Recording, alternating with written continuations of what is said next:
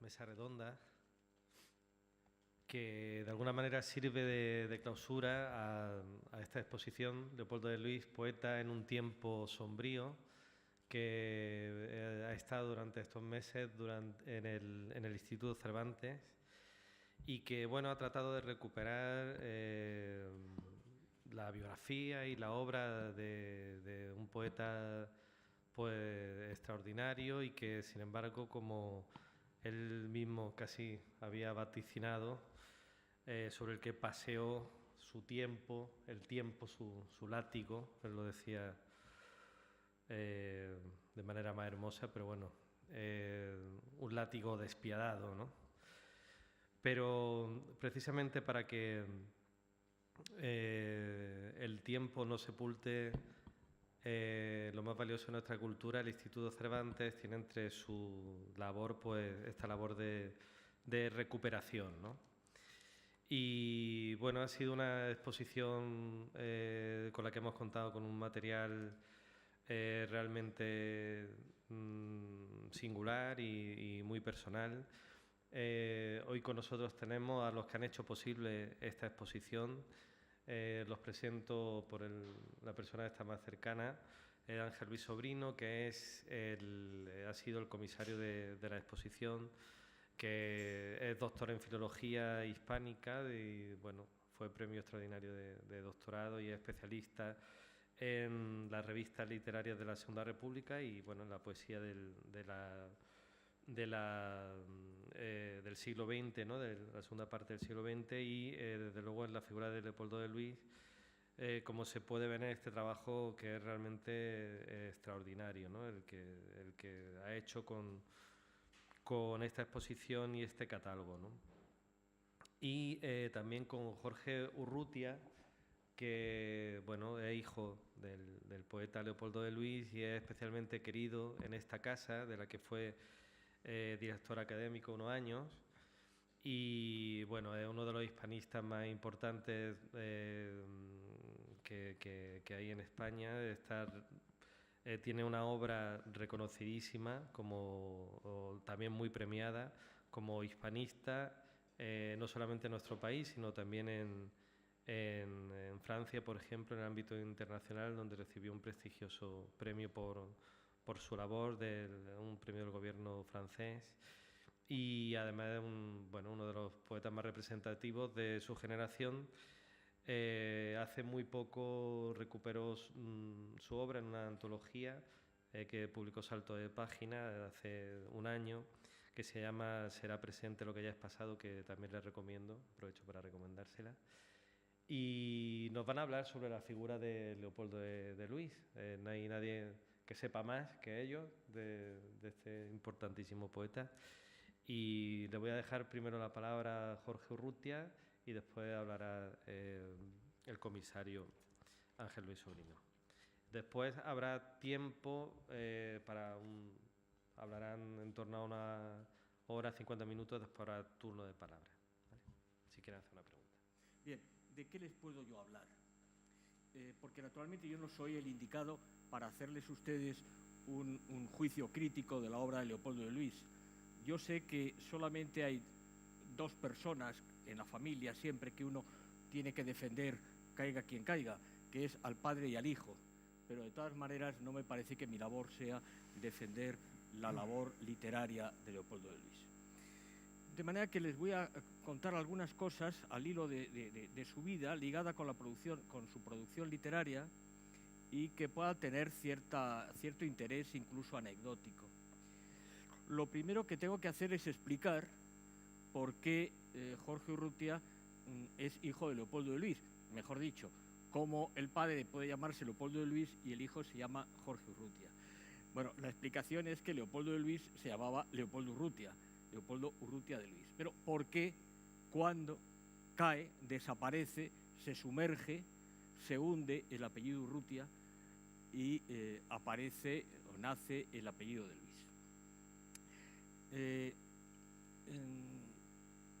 Leopoldo, al inicio de la Guerra Civil,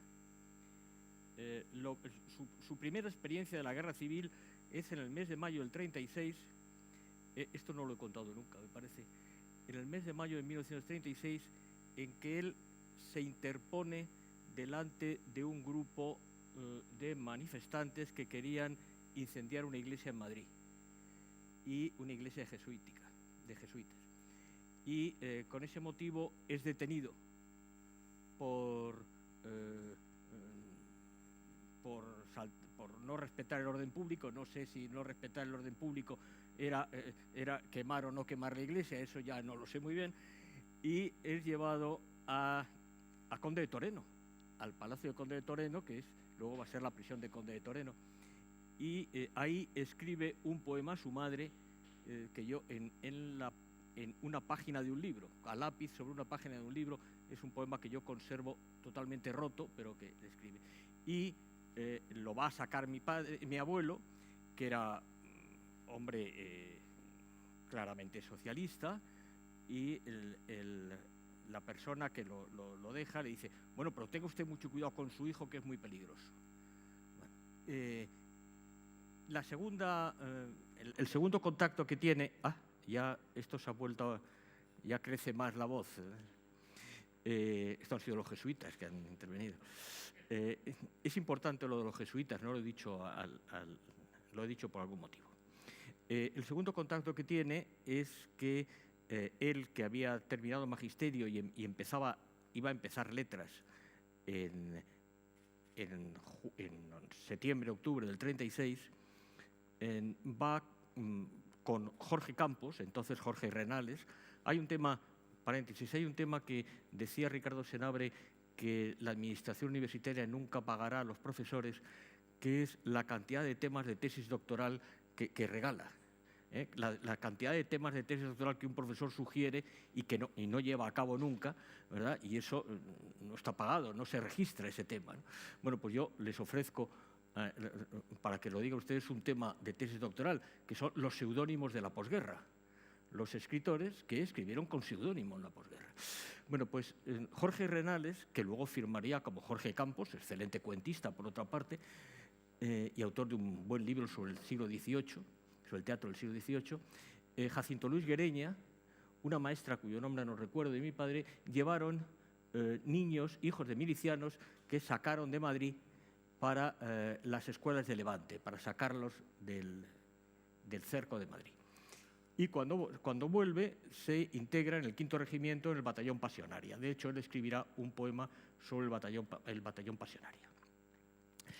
Y está en la defensa de Madrid. Él ve entrar la caballería mora en la glorieta de las Pirámides, rechazan ese asalto a Madrid, pero es herido ahí en el barrio Usera con una bala Dundum en una rodilla. Las balas Dundum, como saben, son unas balas explosivas que teóricamente estaban prohibidas por la Convención de Ginebra, pero que se utilizaron. De ahí se lo llevan al Hotel Palace, que era hospital de guerra. Y hace muy poco tiempo un amigo común me comentaba que él comentaba con mi padre, esto es un comentario, yo sabía la historia, pero no sabía el comentario, que al mismo tiempo que él estaba en el mismo médico que le operó a él y le salvó la vida en el Palace, había operado a Durruti y no lo había salvado en el Palace. Y por eso decía, en el Rich, y por eso parece que mi padre comentaba: yo de la hotelería no respondo, pero el Palace es mejor hospital que el Rich. Bueno, y de ahí se lo llevan al hospital de Alicante. Él había conocido en la primera parte de finales del 35 y principios del 36, había conocido una serie de escritores jóvenes, sobre todo, entre los que estaban José Luis Gallego, estaba Jacinto Luis Guereña, estaba José Luis Gallego, que luego sería su cuñado, estaba Germán Bleiber, estaba Miguel Hernández. Y con algunos de ellos montó una revista que se llamaba Pregón Literario, que estaba aquí en la exposición.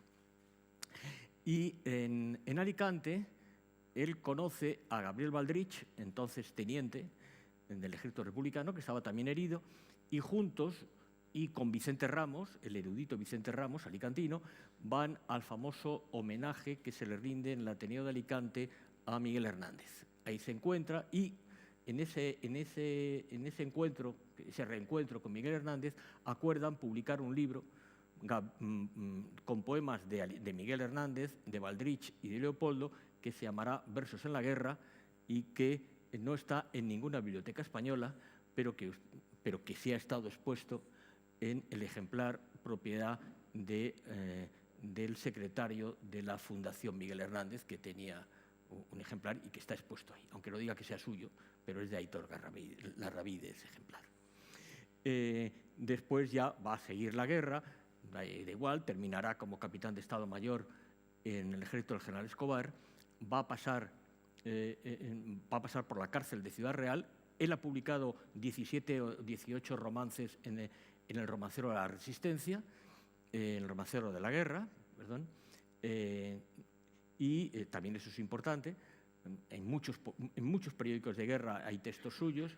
Alguno, como él en el Estado Mayor se hizo cargo de lo que ahora llamaríamos la inteligencia, pues a mí me enternece un artículo que no hemos traído aquí, un artículo de enero de 1939 que él firma, naturalmente, como oficial del Estado Mayor, en que dice que la guerra se va a ganar en enero de 1939. Es tremendo, ¿no? Es casi enternecedor el artículo. Y es juzgado en la cárcel en el penal de Ocaña. Es juzgado en Aranjuez por auxilio de rebelión y ahí había que tener, como ustedes saben, avales. Convenía tener avales. Y entonces él, y aquí viene la anécdota al principio, pide, a través de su padre, a los jesuitas de Madrid que le den un aval. Pero los jesuitas de la Iglesia, donde a él la habían detenido aquella vez, se niegan a avalarlo. Todo es muy jesuítico, naturalmente. Y le avala un alférez provisional que había conocido de casualidad, que se llamaba Gamero. Con toda la confusión de esos años, el abogado defensor, que era un oficial, naturalmente, era un oficial del ejército de Franco, naturalmente, le dice, bueno, lo tienes muy fácil, porque con el aval que tienes, el aval de Gamero, claro, ustedes saben que Gutiérrez Gamero, parece que era Gutiérrez Gamero, ¿no? Martín Gamero era un falangista de pro, y el abogado defensor se creyó que era un aval de Martín Gamero. Y claro, no era un aval de Martín Gamero, era un oficial del ejército que se llamaba Gamero, pero decía, esto es un aval como Dios manda.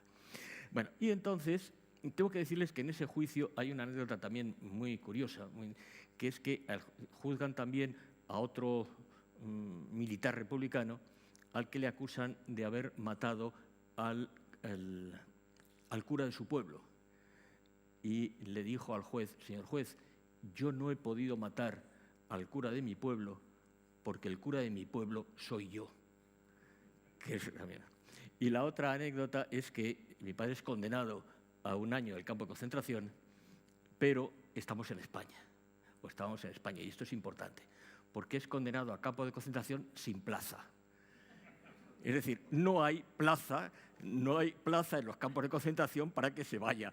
Y entonces se tiene que ir a donde se han refugiado mis abuelos, que es a Córdoba, el lugar donde era mi abuelo y donde nació mi padre, a casa de un historiador, Vicente Orti, que les dejó en su casa cordobesa la parte baja de la casa para que pudiera instalarse la familia.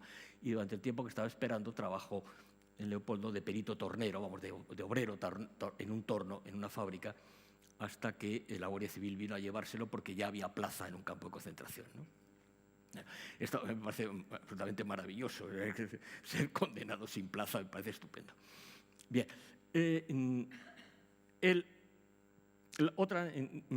nada más en ese campo de concentración los llevan en vagones de ferrocarril.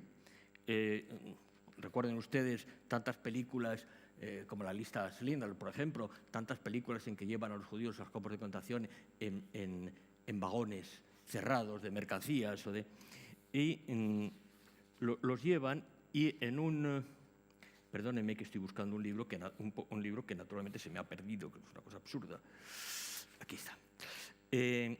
Ahí los llevan trasladándolos de un lado a otro, desde Gaucín a Jimena de la Frontera, y en un momento el tren se para, llevan muchas horas sin comer, sin beber, consiguen forzar una puerta y están en un campo de naranjos, entonces saltan a coger naranjas. Y esas naranjas eran naranjas amargas, naranjas de las que se utilizan para la mermelada. Y muchos años más tarde, él escribe este poema: mordí una naranja amarga. Clavé los dientes en la pulpa pálida.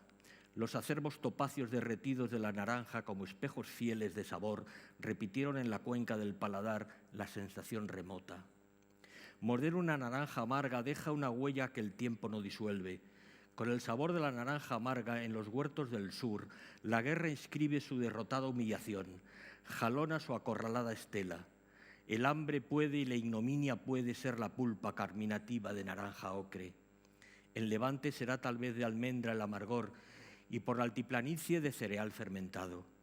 Los vencidos aquí se van tragando gajo a gajo su naranja o su pena, mientras transportan piedras o reponen la pista militar, mientras perforan unas montañas o levantan muros. El sol de estío, otra toronja acerba, rueda por el cidral y deja llagas. Solo morder esta naranja fue bastante. Tengo que decirles que, porque da idea claramente de su carácter, que mi padre siempre, bueno, cuando sale del campo de concentración no puede tener trabajo, no consigue trabajo porque no ha hecho el servicio militar, porque ustedes saben que Franco no reconoció el servicio militar a quienes hicieron la guerra y habían entrado en filas a partir del 18 de julio del 36. Es decir, aquellos que habían estado en filas el 17 de julio, el servicio militar, aunque lo hubieran combatido en el lado republicano, valía. Pero para aquellos que entraron en filas después del 18 de julio, no les aceptó el servicio militar, tenían que repetirlo. Con lo cual, él, después de haber pasado todos los años de guerra, de terminar como capitán, de pasar por el campo de concentración, etc., tiene que volver a hacer el servicio militar. Pero iba cogiendo, como ustedes saben, uno de una quinta antigua y otro de la quinta del día. Iba así año a año, con lo cual él tenía que esperar. Y como no podía trabajar, mi abuelo se había quedado sin trabajo también, había sido depurado y los depurados no pudieron trabajar hasta primeros de los 50 y todos dependían entonces del salario de la hermana de mi tía. Y mi padre decidió que lo mejor era salir y se fue con una persona que ahora les diré a la Legión extranjera. Se fue a la Legión con Antonio Escobar. Antonio Escobar, para que ustedes se hagan idea, era el padre de Julia y Silvia Escobar. Silvia Escobar fue la presidenta de una famosa ONG internacional en España y Julia ha trabajado en Casa América, es la esposa de Pico de Coaña, el embajador. Y eran amigos y Antonio Escobar dijo: la solución está irse a la Legión, y se fue a la Legión. Pero mi padre esto lo ocultó siempre, hasta tal punto que hay una foto preciosa, que algún amigo que hay aquí ha visto, una foto preciosa de mi padre vestido de legionario sentado en una escalera de Rifien, creo, en unos escalones y leyendo las poesías completas de Antonio Machado. Y la foto es extraordinaria porque se ve que son las poesías completas de Machado a los que está leyendo vestido de legionario. Y esa foto siempre la tuvo oculta porque le daba vergüenza. ¿Pero saben ustedes por qué le daba vergüenza? Pues porque luego pensó que si no se hubiera ido a la Legión, le hubieran llevado a filas normales y hubiera estado en el batallón de trabajadores que hizo el Valle de los Caídos. Y entonces él pensó que no haber esperado a que lo llevaran al Valle de los Caídos, eso históricamente se podía interpretar como una cobardía. Y se sintió toda la vida culpable de eso, y no lo dijo nunca. Yo he recuperado esa foto de mi padre legionario y la tengo entre los libros, pero él entendió que irse a la Legión con el peligro de entrar en el batallón de castigo, por otra parte, porque iban al batallón de castigo, eso era una cobardía. Eso dice mucho del carácter de mi padre. Pero el caso es que encuentra a un amigo, Rafael Manzano, con el que había hecho aquella revista antes de la guerra, y Rafael Manzano, él acaba de salir del campo de concentración, y Rafael Manzano era inspector de campos de concentración, que también es casualidad. Había hecho la guerra del otro lado. Y Rafael Manzano, que es director de la página literaria del diario Odiel de Huelva, le dice: dame unos poemas para el periódico. Y mi padre le da unos poemas. Y de repente se da cuenta: no puedo firmar Leopoldo Urrutia porque alguien va a ver que soy el que ha hecho tantos poemas durante la guerra. Y entonces es cuando nace Leopoldo de Luis. Y mi padre separó mucho la obra de Leopoldo Urrutia de la obra de Leopoldo de Luis. Él decía que Leopoldo Urrutia era un poeta juvenil, poco formado, con grandes errores retóricos, etc., y no quería mezclar una cosa con otra. Por tanto, Leopoldo de Luis es un seudónimo de la posguerra, claramente de la posguerra. Cuando se me he saltado otra anécdota que también merece la pena contar, que es cómo conoce a mi madre. Cuando bajan de aquel vagón de ferrocarril, cuando termina el recorrido, lo hacen en Jimena de la Frontera. Y lo hacen en Jimena de la Frontera porque ha empezado la Guerra Mundial y Franco teme un desembarco aliado por el sur de España. Y entonces construye toda una serie de búnkers, de los cuales algunos pueden ustedes ver en la famosa playa de la Tunara, que sale continuamente ahora en las noticias porque es por donde entra la droga. Ahí en la línea quedan todavía algunos búnkers de la guerra. Precisamente yo le hice una entrevista para televisión a Gabriel Baldrich, ese poeta que publicó con mi padre y con Miguel Hernández, y nos fuimos a un búnker de esos de la Tunara a hacer la entrevista. Y entonces, para asegurar el movimiento de tropas, Franco decidió construir una carretera. Ustedes saben que en esa zona del sur, del campo de Gibraltar, hay toda una serie de colinas muy próximas a la costa. Y entonces él hizo construir una carretera por detrás de las colinas para que no fueran vistas desde el mar, por si había un desembarco, el poder mover las tropas detrás de las colinas. Y esa carretera existe todavía, pueden ustedes recorrerla, es una carretera preciosa, es la carretera que atraviesa el Parque Natural de los Alcornocales, efectivamente. El Parque Natural de los Alcornocales. Esa carretera, que ahora se recorre como carretera turística, está construida, por lo tanto, por presos de la Guerra Civil. Llegan a Jimena de la Frontera, se quedan, ellos iban amarrados de dos en dos con alambres y bajan, se quedan tirados delante de la estación de ferrocarril de Jimena de la Frontera y salen dos chicas de una casa que hay al lado, curiosas a ver lo que ocurre, y mi padre y el que está atado a su lado les dicen: por favor, nos traéis un poco de agua. Ellas se van y vuelven con una jarra de agua que se beben entre los dos, y esas dos chicas fueron luego una mi madre y otra mi tía, porque eran dos hermanas que se casaron con los dos prisioneros que estaban atados y tirados allí en el suelo delante de la estación.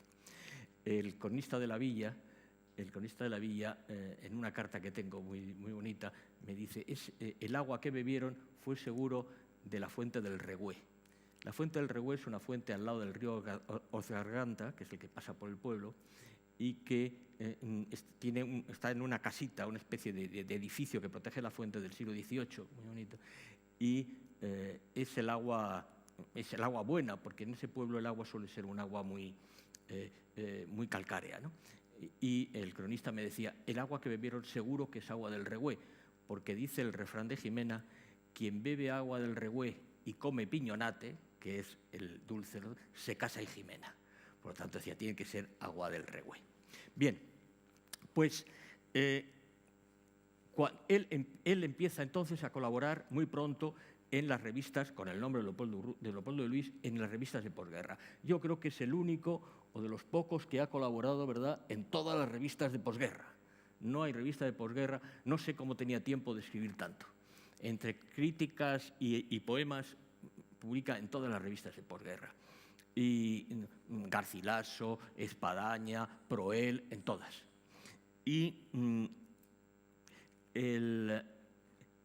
la primera vez que publica en Garcilaso es el poeta Enrique Azcoaga, hombre que tenía mucha reputación, crítico importante. Enrique Azcoaga, el que le lleva los poemas a José García Nieto, que dirigía Garcilaso. Y José García Nieto cogió los poemas, dijo, me gustan mucho, los publicamos, de hecho le dio una página doble, dice, pero este Leopoldo de Luis no será muy rojo, ¿verdad? Porque claro, García Nieto pues, tenía cierto miedo.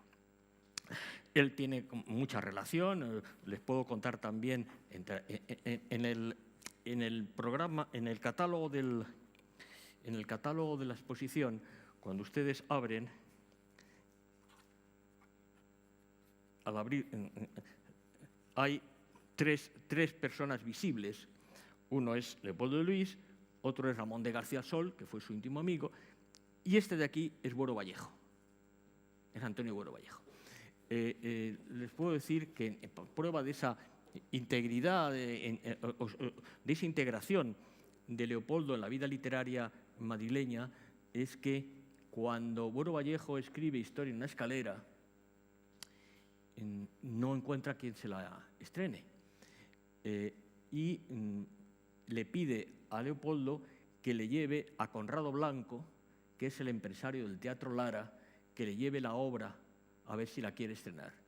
Y es mi padre el que lleva la obra y el que luego la recoge con la negativa de Conrado Blanco. Entonces es cuando presenta Antonio Buero Vallejo la obra al premio Lope de Vega y lo obtiene. O sea que Conrado Blanco no tuvo mucha pesquis como empresario teatral porque es una de las obras fundamentales del teatro español del siglo XX, ¿no? Curiosamente. Bien, ¿qué carga lleva Leopoldo a su obra poética? Lo primero que lleva es la cultura recibida en su infancia, que fue vallisoletana, de la escuela donde fue, que era el colegio de Narciso Alonso Cortés, el famoso erudito castellano, amigo de Antonio Machado, que tenía un colegio, y luego mi abuelo, que era hombre de mucha cultura. Y mi abuelo tuvo la costumbre de leerles siempre a los dos hijos, al hijo y a la hija, de leerles por la tarde o por la noche, no sé muy bien. Tenía la costumbre de todos los días leerles. Y mi padre escribió tiempo después un soneto que les voy a leer. Los hermanos en torno de la mesa, lámpara familiar su luz deslía. La voz del padre extrae la poesía de hermosa historia que en su voz regresa. Knut Hamsun, Shakespeare, Lagerlöf, Cervantes, Andersen, Verne, Amichis, Becker, Carlos Dickens, La Navidad. Hoy recordarlos es reencontrar los viejos habitantes de una casa infantil pero invisible, donde una voz fue llave imprevisible que abrió la puerta a la literatura. Aún cuando vuelvo a libros tan queridos, me parece sentir en mis oídos la amada voz del padre en la lectura. Es decir, que él lleva esa carga. Mi abuelo era hombre de un enorme caudal de lecturas. Mi padre también, pero a mí a veces me sorprendía porque no era un hombre de gran biblioteca. La biblioteca fue creciendo y sobre todo en los últimos años, pero no tanto porque él comprara libros como porque le llegaban los libros. Y a mí a veces me sorprendía porque me citaba un libro de Kant, algo de Kant, ¿no? Decía, porque Kant decía, y yo decía, pues en casa no hay un libro de Kant. O citaba a un escritor extranjero, y yo decía, pues ese escritor extranjero no lo tenemos en casa, ¿no? Él tenía una gran cantidad de lecturas, aunque su autor, durante muchos años, su autor de cabecera fue siempre Albert Camus, siempre, y en los últimos años fue Cioran. Fíjense que los dos son autores del suicidio, es decir, autores preocupados por el suicidio, porque Leopoldo era un hombre claramente pesimista. No sé si a resultas de la guerra o no, pero era un hombre claramente pesimista, aunque en sus poemas siempre terminara con una salida optimista. Yo cuento a veces una anécdota que también lo describe mucho, es que siendo yo catedrático en Sevilla, pues esas veces que venía uno a las oposiciones, ya no puede uno venir porque no hay oposiciones, pero en fin, a las oposiciones, los concursos diversos, y un domingo que vine fui a comer a casa de mis padres y mi madre durante la comida dijo, ¿por qué no nos vamos ahora después de comer al cine? Que hace muchísimo tiempo que no vamos los tres. Yo soy hijo único. Y mi padre dijo, ¿cómo no vamos a ir al cine? Está Jorge aquí, vamos a charlar con él. No, vámonos al cine, que a mí me hace ilusión. Bueno, cogimos el coche y nos fuimos, me acuerdo muy bien, a un cine Roxy, ahí en la calle Fuencarral.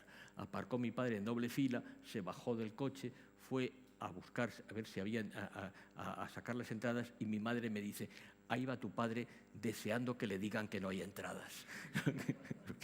También era su manera de ser. Bien, él empieza en una poesía, de esto nos hablará luego, porque le voy a dejar tiempo, nos hablará Ángel Luis Sobrino, pero él empieza en un neorromanticismo, claramente.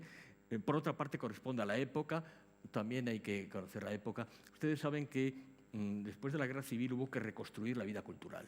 Es decir, el exilio fue muy importante, pero naturalmente el gobierno de Franco no era idiota y sabía que había que, entre otras cosas, reconstruir una vida cultural, y eso se lo encargó a Juan Aparicio. Juan Aparicio, que es el que promueve que todas las provincias españolas tengan una revista de poesía. Es la jefatura provincial del movimiento la que pagaba, de alguna manera subvencionaba esas revistas, incluido Espadaña, claro. Es decir, no es que Eugenio de Nora pusiera el dinero para que saliera Espadaña, que además no la dirigía él, sino un sacerdote, como ustedes saben, del Ama, sino que conseguían dinero del gobierno civil y jefatura provincial del movimiento, porque había instrucciones del gobierno para mover determinadas publicaciones. Mueve eso, crea la revista El Español, la estafeta literaria, etc. Y como director de la estafeta literaria, Juan Aparicio ya se daba cuenta de que para reconstruir una vida cultural había que reconstruir polémicas, crear polémicas. Y entonces, como empieza a haber una literatura neorromántica, le dijo a un escritor, cuyo nombre no recuerdo, da igual, un joven escritor, le llamó a su despacho y le dijo: fíjese, fulanito, están diciendo de que vivimos un momento neorromántico. Qué tontería, ¿verdad? Y el joven le dijo: don Juan, naturalmente absurdo, ¿cómo podemos estar viviendo un momento neorromántico? Dice: pues escriba usted un artículo sobre eso. Y luego llamaba a otro y decía: fíjese, he leído un individuo que dice que en la España de hoy no hay romanticismo. Y dice: ¿cómo no va a haber romanticismo? Naturalmente que sí, don Juan. Y dice: pues escribe usted un artículo. Y ya está, y ya tenía la polémica, el artículo que defendía el neorromanticismo y el artículo que criticaba el neorromanticismo. Y así iba haciendo, y si repasan ustedes la colección de la revista, verán que hay polémicas de ese tipo continuamente, para crear esa apariencia de vida cultural. Bueno, él empieza en eso, pero no nos olvidemos, él tiene una influencia muy grande de Miguel Hernández en el principio. Y tiene influencia incluso en algunos... Bueno, él tenía una gran capacidad de versificación y del sentido del ritmo. De hecho, en su primer libro, En Alba del Hijo, hay poemas, lo recoge Tomás Navarro Tomás en su Métrica Española, como caso excepcional, poemas en liras. Poemas en liras, que es una cosa inhabitual en la poesía de posguerra. Pero él lleva el tono de Miguel Hernández. Y recuerden ustedes que hay un poema, Eterna Sombra, de Miguel Hernández, que está escrito en anapésticos, o en decasílabos anapésticos o de gaita gallega. Recuerde usted: tanto bailé con el alma del cura, tanto bailé que me dio calentura. Es el único endecasílabo que no se puede combinar con los otros endecasílabos porque lleva acento en primera y el ritmo es muy fuerte. Y es un ritmo de baile. Pero Miguel Hernández escribe el poema Eterna Sombra con esa versificación, y es un poema trágico. Es un poema que dice: yo que creí que la luz era mía, precipitado en la sombra me veo. Ascua solar, sidelar alegría, ígnea de espuma, de luz, de deseo. Es decir, un verso en decasílabos anapésticos. Bueno, pues Leopoldo escribe en su primer libro un poema también con esta versificación, que es clara huella de Miguel Hernández. Por otra parte, él tenía un manuscrito de este poema de Miguel Hernández. Les leo solamente a 2 estrofas para que vean cómo este ritmo tan raro, tan poco habitual, puede estar en un poema que no es un poema para bailar, ¿no? Alba de amor que amanece en mi vida, luz que deshace la sombra del miedo, ya su destino la sangre no olvida, ya traicionar la esperanza no puedo. Céfiro suave que el rostro me orea, cuando animoso acelero mi paso, se hace potente ciclón, zarandea todo mi ser si el ensueño retraso. Es decir, es la reutilización de una versificación de origen popular para una poesía de tipo incluso trágica. Bien, y voy a dejarles enseguida con Ángel, si es necesario ya quiero recuperar, pero hay algo que me parece importante, que es cómo en un momento el pensamiento dominante influye en la poética, y recuerden ustedes que hay un momento importante del pensamiento marxista, que es cuando se defiende que el trabajo intelectual es igual que el trabajo manual, que no es lo mismo un obrero manual que un obrero intelectual. Y esto se repite cuando éramos estudiantes, esto, no, tú no, porque eres insultantemente joven, pero otros, cuando éramos estudiantes, esto lo repetíamos con frecuencia. Es lo mismo. Bueno, pues fíjense cómo eso está detrás, ese pensamiento que está también en relación con los movimientos católicos obreros, aparece en este poema, que además corresponde a una realidad, porque en el piso modesto en el que nosotros vivíamos, en la calle Jerónima Llorente, ahí en la zona de Estrecho y Tetuán, en el piso de arriba vivía un carpintero que trabajaba en una carpintería, pero que se llevaba tarea a casa. Ustedes piensen lo que es tener un carpintero llevándose tarea a casa en el piso de arriba de uno, ¿no? De manera que mi madre, cuando yo me metía en la cama, mi madre a veces subía y le decía: Luis, ¿no puede usted dejar de dar martillazos? O sea, sí, no se preocupe, empiezo con la sierra. Bueno, y este poema, que es un poema que además, si dan cuenta, tiene influencia de Cadalso. Dice: a Luis, el carpintero de al lado de mi casa. Tú estás, Luis, trabajando tu madera, dando artesana forma de instrumento al pino azul, sacando de los troncos los casi humanos y útiles objetos. Tú, con tu hacer fecundo, Luis, tu sierra y tu garlopa susurrantes siento tras la pared que nos separa. Escucho en la materia vegetal tu empleo. Oigo tus manos laboriosas mientras labrar palabra verdadera intento, desbrozar la palabra de sus ramas secas, pulir el armonioso leño, dar forma a esta materia que insumisa en musical corteza oculta el hueso. Esta materia en que trabajo apenas suena bajo mi mano. En el silencio tu vecindad se crece rumorosa. Yo mis humildes materiales dejo para escucharte. Pluma, papel, pobre palabra que deshace el tiempo. También quisiera yo lograr ahora el seguro destino de tu esfuerzo, el humano servicio de tu exacto golpear, un sencillo fin concreto para los hombres, como necesarios utensilios, dejar palabras, versos sobre los que apoyar la vida, como lisas tablas de paz. Ser carpintero de esas vivas maderas en que el hombre ha de dejar su corazón, su peso, reposando un instante. No es posible cerrar oídos al sonoro ejemplo de tu oficio artesano. No es posible olvidar la materia en que ponemos esta pasión diaria.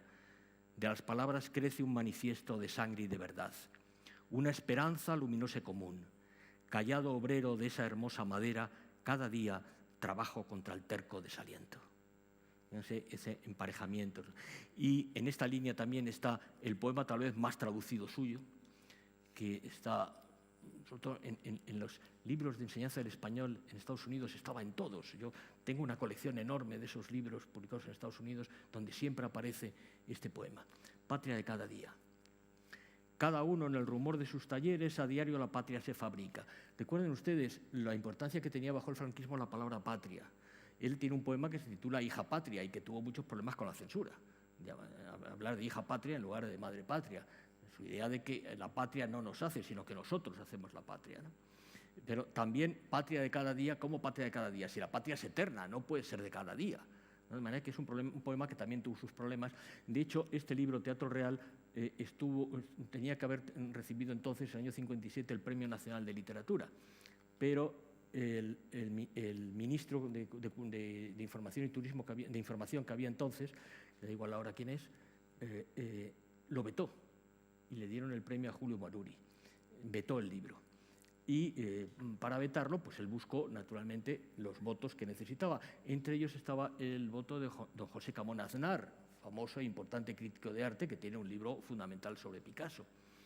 Y José Camón Aznar no se había leído el libro, porque él iba a votar lo que le dijera el ministro. Y entonces yo conservo una carta estupenda de José Camón Aznar. Teatro Real quiere decir el teatro de la realidad. Y Camón Aznar le dice: lamento mucho que no haya tenido usted el Premio Nacional, pero le felicito por ese libro tan estupendo sobre nuestro primer coliseo. Se creía que era un libro sobre el teatro de la ópera, ¿no? O sea, ni lo había leído. Bien, entonces, cada uno en el rumor de sus talleres, a diario la patria se fabrica. El carpintero la hace de madera labrada y de virutas amarillas. El albañil de yeso humilde y blanco como la luz. El impresor de tinta que en el sendero del papel se ordena en menudas hormigas. De pan y de sudor oscuro el grave campesino, de fría plata húmeda y relente el pescador, el leñador de astillas con forestal aroma cercenada, de hondas plumas sombrías el minero, de indómitas verdades y hermosura el artista. Cada uno hace la patria con lo que tiene a mano, la sumisa herramienta, los vivos materiales de su quehacer, un vaho de fatiga, una ilusión de amor y, al fin, la rosa de la esperanza aún en la sonrisa. Bueno, yo voy a terminar simplemente decirles que él va a hacer el año 65 la famosa antología La poesía social, pero él va dejando poco a poco la preocupación social, sustituyéndola por una preocupación filosófica, preocupado por el tema de la materia, el tema de la muerte, y de hecho sus últimos poemas son poemas más de corte filosófico. Incluso el cuaderno de San Bernardo, que es el cuaderno que escribe en la calle de San Bernardo, en un hospital que había en la calle de San Bernardo, algunos tal vez lo recordarán, en la esquina de la calle de San Bernardo con la calle de La Palma, había un hospital y ahí es donde murió mi madre. Y mi padre compró en una papelería que había enfrente, en la acera de enfrente de la calle San Bernardo, un cuaderno escolar de papel, como tapitas azules, y en ese cuaderno fue escribiendo un libro sobre la muerte de mi madre, veía cómo iba muriéndose mi madre, y ese libro se llama Cuaderno de San Bernardo, porque está escrito precisamente en la calle de San Bernardo, no por otra cosa. Y ahí ya escribe unos poemas sobre la muerte y sobre la soledad que produce la muerte.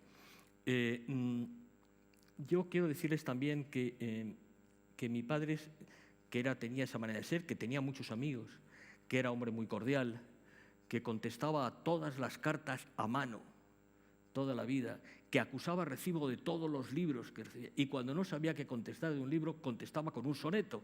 Y yo muchas veces, por los pueblos de España, me encuentro a alguien que sale y me dice: tengo un soneto de su padre, le traigo una fotocopia, porque contestaba con un soneto. Le escribía muy bien los sonetos, los utilizaba como en el siglo de oro, vamos, y entonces contestaba mucho con sonetos. Y él contestaba a todo el mundo a mano y siempre encontraba algo que decir de bueno, porque, como él decía siempre, no hay libro malo que no tenga algo bueno. Y yo creo que él, su vida, la refugió fundamentalmente en la literatura. En mi casa, de lo que se hablaba era de literatura.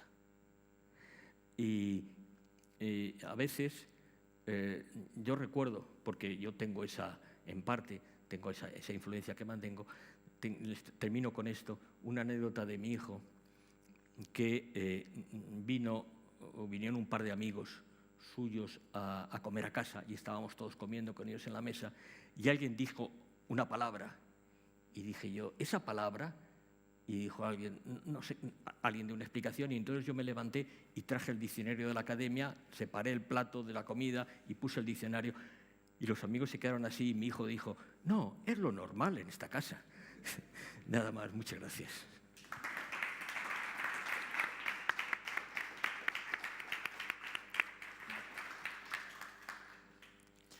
Bueno, buenas tardes. Gracias por asistir a este acto. Bueno, le voy a agradecer a Jorge Urrutia no solamente la gentileza, sino el que, bueno, casualmente nos vamos a complementar muy bien y no haya leído ninguno de los poemas que yo traía seleccionados también para leer. Querría también en este acto expresar públicamente mi reconocimiento a Juan Manuel Bonet, mi gratitud por haber confiado para comisariar esta exposición y haberme dado la oportunidad de estar hoy aquí hablando para ustedes. También mi agradecimiento va para el equipo de Cultura en su conjunto y, sobre todo, también para Jorge Urrutia, sin el cual esto no habría sido de ninguna manera posible. Me van a permitir que me guíe por estas hojas que he estado escribiendo a lo largo de hoy para, sobre todo, ajustarme a los tiempos. Recibí el encargo de organizar esta exposición partiendo de los materiales, con materiales procedentes de la Biblioteca de Leopoldo de Luis, de los fondos donados por la familia a la Biblioteca de Humanidades de la Universidad Carlos III y del archivo familiar, que es realmente un fondo documental extraordinario. Y bueno, todo eso lo complementamos con documentos y obras procedentes de otros fondos documentales y colecciones particulares. Con todos los materiales seleccionados se trazó un recorrido por la poesía española de las décadas centrales del siglo XX, en torno siempre a la figura, la obra y la actividad literaria de Leopoldo de Luis, desde sus inicios como escritor en 1935 hasta la publicación de la antología Poesía Social 30 años después. En la exposición se pudo ver también el colofón que le dedicamos al tardío reconocimiento oficial de su poesía, lo que consiguió en un primer momento con el Premio Nacional otorgado a Igual que Guantes Grises y luego el Premio Nacional de Literatura 2003. Hablé el día de la apertura de la exposición, el Premio Nacional de las Letras, sí, efectivamente, no de literatura, Premio Nacional de las Letras. Hablé el día de la apertura de la exposición de la imagen que ha servido de entrada al gabinete y de portada del catálogo, de esa imagen del hombre que nos mira desde una calle madrileña, un día cualquiera de hace casi 60 años, tapando parcial y casualmente a otro, de cómo, sin pretenderlo, nos habíamos encontrado con una feliz representación visual de cuanto queríamos mostrar, descubrir al visitante. Primero, al poeta en ciernes, arrastrado por el turbión de los acontecimientos del verano de 1936, que acaba convertido en oficial del ejército republicano y compartiendo escena y ediciones con las principales voces de la poesía de su tiempo, de lo que también nos ha hablado hace un momento Jorge Urrutia. Luego, el derrotado y represaliado que debe enmascarar su identidad para sobrevivir en el territorio hostil de una dictadura inclemente. El escritor, crítico y editor que participa intensamente en la actividad literaria de su tiempo y debe compaginar su vocación poética con el trabajo remunerado en una agencia de seguros. Por último, el poeta etiquetado por el éxito de una publicación en la que solo figuraba como antólogo y que termina desdibujándose con el paso del tiempo por la importancia que fue cobrando su faceta de editor y crítico. Hoy, sin perder de vista el contenido de la exposición que estamos clausurando, querría centrar mi intervención en el poeta. Creo que nadie de los aquí presentes se va a sorprender si digo que Leopoldo de Luis es un poeta poco conocido, aunque también debo añadir que tengo la impresión de que esto está comenzando a cambiar. Y digo poco conocido en términos relativos, esto es, poco conocido entre lectores habituales de poesía y quienes tienen un conocimiento de la evolución del género a lo largo del siglo XX. Y esto ocurre a pesar de que Leopoldo de Luis nunca ha sido un poeta agotado, es decir, siempre ha habido una edición viva al alcance de su obra al alcance de los lectores, a diferencia de lo ocurrido con otros coetáneos, por citar solamente a dos, pues Ramón de García Sol y Luis López Anglada, que es el otro que aparece en la instantánea esta de la que se ha tomado la imagen y que bueno, a López Anglada lo han terminado recortando, también estaba ahí.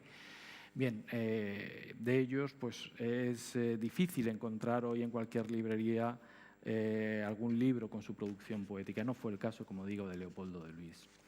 ¿A qué se debe este escaso conocimiento? Bueno, pues yo diría, en primer lugar, a que su obra poética ha sido de alguna forma preterida, incluso desdeñada por una parte de la crítica y la historiografía literaria que ha visto en Leopoldo de Luis, a uno de esos escritores que componen el fondo de una época literaria.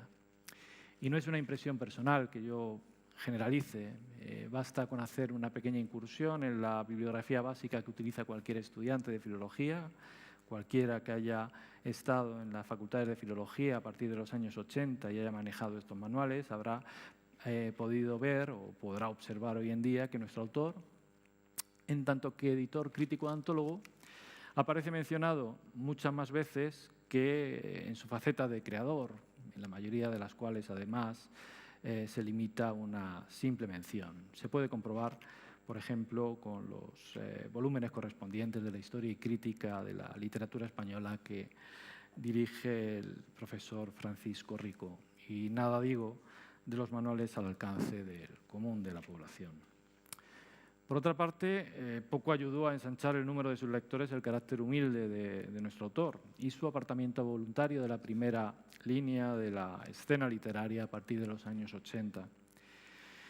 Sabemos que era consciente, porque lo dejó por escrito en varias ocasiones e incluso grabado en alguna entrevista, de haber sido un poeta que había vivido intensamente su época, y de eso da fe pues, su extensa producción poética, más de 30 títulos originales publicados a lo largo de casi 70 años, más los numerosos poemas dispersos en decenas de periódicos y revistas que nunca llegó a recoger en libro. De la intensidad, precisamente, con la que participó en la vida literaria de su tiempo es de lo que daba cuenta esta exposición. Primero, su presencia como creador y crítico en decenas de revistas y periódicos a un lado y otro del Atlántico. Su labor como editor al frente de su propia colección editorial o colaborando con empresas editoriales tan importantes como la que hizo posible el conocimiento y la difusión de la obra de Miguel Hernández. Su relación con poetas del exilio y escritores hispanoamericanos, su participación en los congresos de poesía celebrados entre 1952 y 1954, que tan importantes fueron para que la presencia de nuestro país, de la poesía en lengua catalana, recobrara una cierta normalidad. Su relación con artistas plásticos como Manolo Millares, Elvira Gascón, entre otros muchos. Y como dije también en el acto de apertura de la exposición, aunque quisimos, nos faltó tratar su relación con los músicos de su tiempo, las limitaciones del espacio en el que se ha hecho la exposición, pues lo impidieron. Pero bueno, luego me recuerdan que después de la intervención les haga al respecto un anuncio. Leopoldo de Luis era consciente de la importancia de su intervención, ya lo dijo él mismo, pero al mismo tiempo creía que su obra poética difícilmente tendría presencia en el futuro. Cito literalmente de una conferencia que dictó en 1983 y que se publicó bajo el título Reflexiones sobre mi poesía. La verdad, consciente de mis limitaciones, tampoco aspiro a ella. Sabía que su poesía discurría entonces por senderos alejados de los que frecuentaban los poetas más jóvenes de aquellos años, pero se negaba a abandonar sus temas y a cambiar de estilo. Vuelvo a citar literalmente: puedo considerarme un poeta fiel a mí mismo, afirmaba rotundamente. Años después, en el cuaderno que precisamente del que hemos estado hablando antes de comenzar el acto de hoy, fechado en 1990 y que ha estado expuesto en la exposición, escribió lo siguiente. Esto estaba en la página por la que se ha mostrado el cuaderno. Mis dudas en torno al valor de lo que he escrito son cada día mayores. Leo a otros poetas y me quedo confundido por lo que a mis poemas se refiere. Así suele ocurrirme cada vez que me acerco a un libro importante y hasta a libros de menor importancia. Además, no hubo en su obra poética un propósito de originalidad. La poesía era para nuestro autor no solo una forma de expresión, sino fundamentalmente la forma de expresar una entrañable realidad humana, respirar por la vida. Así definía su poesía, como una reacción frente al dolor que nos produce la existencia. Consideraba que la poesía, enraizada en la propia vida, debía brotar de la emoción que produce una vivencia, que las impresiones, sensaciones, sueños, ideas, todo aquello que constituye el poema en sí mismo, debían servir para transmitir esa emoción, para que la herida fuese sentida y compartida por el lector. Y retomo las reflexiones sobre mi poesía. Que esa herida les duela a los demás es el acierto del poeta. Pocos escritores han dejado en su obra una huella tan profunda de su vida y de su tiempo, sin cuestionar la importancia que tuvo en ella la filosofía de la existencia, común por lo demás a cuantas personas tuvieron en los años 40 y 50 una cierta sensibilidad e inquietudes intelectuales. Su poesía es esencialmente una poesía biográfica, concebida como compañera de vida. Me parece por eso muy afortunada la imagen con la que Ángela Balvey la representó, me refiero a su poesía, en el prólogo a una de las antologías de Leopoldo de Luis, de título cernudiano, Las ruinas del cielo de los dioses, mediante una imagen que, por otra parte, es recurrente en la obra de Leopoldo de Luis para hacer referencia al ser humano y a la vida. La imagen es esta: un árbol grande y frondoso, firmemente arraigado a una tierra que cercena su libertad, cuyas ramas ascienden a lo alto en busca de una luz necesaria para ser. Un árbol frondoso, esto ya lo añado yo, que penetra con sus raíces en lo más profundo de nuestra literatura para apropiarse de sus formas, de sus tópicos, de sus imágenes, que se asienta sobre la sustancia nutricia de sus predecesores predilectos, Juan Ramón Jiménez, Antonio Machado, Unamuno, y que tiende sus ramas para sentir el contacto cordial con sus coetáneos. Allí están Miguel Hernández, Vicente Aleixandre, la lectura tardía pero enriquecedora de León Felipe, y también otros de cuya lectura dejó huella en su poesía. Sombra acogedora la de este árbol, que nos invita a descubrir el paisaje sobre el que se asienta y trazar por él, como lector y en su compañía, un recorrido propio. Quienes quieran iniciarlo deben saber que la obra poética en 2 volúmenes que publicó Visor en el año 2003 no es una edición de su obra completa.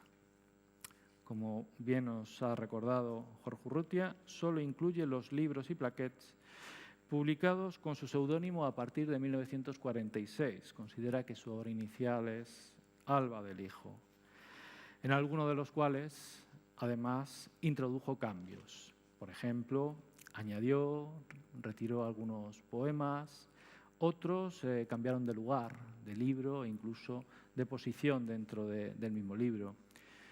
Como decía, faltan los primeros títulos, los que publicó durante la guerra con su nombre oficial, y muchos poemas dispersos en revistas y periódicos. Y además, por supuesto, faltan los poemas publicados póstumamente y los numerosos inéditos que aún quedan, ¿verdad?